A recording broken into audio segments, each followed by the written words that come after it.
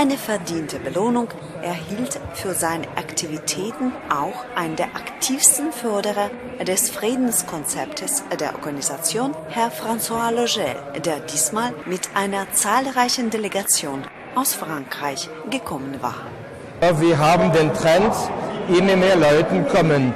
Dieses Jahr haben wir Leute aus Elsass, Auvergne, Bretagne und Paris gehabt, mit einer ganzen Delegation von ganz jungen Leuten, die extra aus Paris gekommen sind für diesen Event. Die junge, dynamische Leute, die das gute Wort von der Flamme des Friedens weitergeben werden.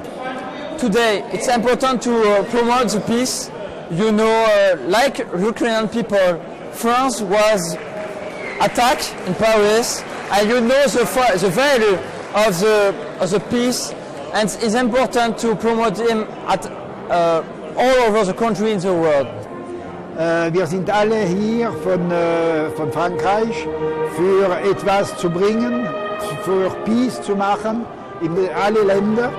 Wir haben auch im Elsass viele Kriege gehabt und sind heute, besonders mit Deutschland, haben wir 2 Weltkriege und wir sind heute sehr, sehr froh, dass wir keinen Krieg mehr haben. Und wir wünschen, dass überall die Freiheit möglich ist. Schon heute werden weitere gemeinsame Aktivitäten der französischen Seite mit dem Verein Flamme des Friedens fest geplant. Die Stadt Ottmarsheim wird nächstes Jahr das erste Denkmal der Flamme des Friedens bekommen. Und das sich am Anfang von der Via Habsburg befinden, werden die in 2020 ein Riesenkonzert organisieren mit Chöre aus Frankreich, Deutschland und Österreich. 350 Choristen zusammen mit einem Philharmoniker. Und natürlich Hertha und Schandor sind unsere Paten in diesem Fall. Und das wird ein Riesenevent sein.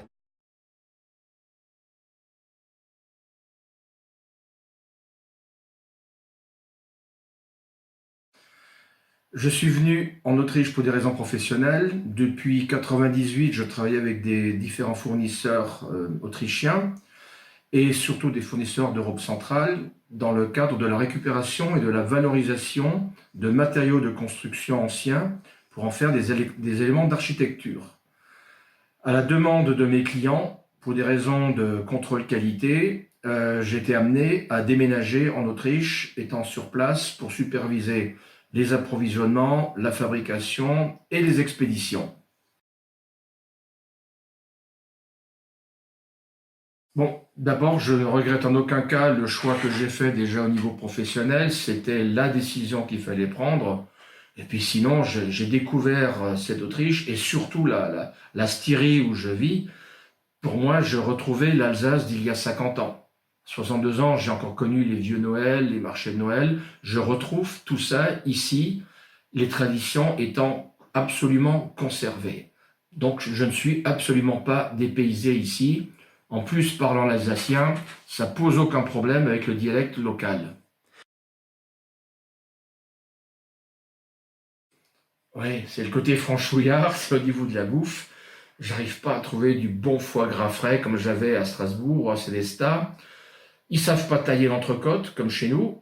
Et là, la grosse déception, surtout, c'est au niveau des poissons aux fruits de mer. Vous vous rendez pas compte la chance que vous avez en France d'avoir des fruits de mer aussi, des poissons aussi frais. Ici, malgré la proximité de l'Adriatique, c'est pas possible. Par contre, il y a de l'excellent saumon des Alpes. C'est des produits que j'ai découverts ici. C'est fabuleux. C'est plus que bio et en plus, c'est écologique.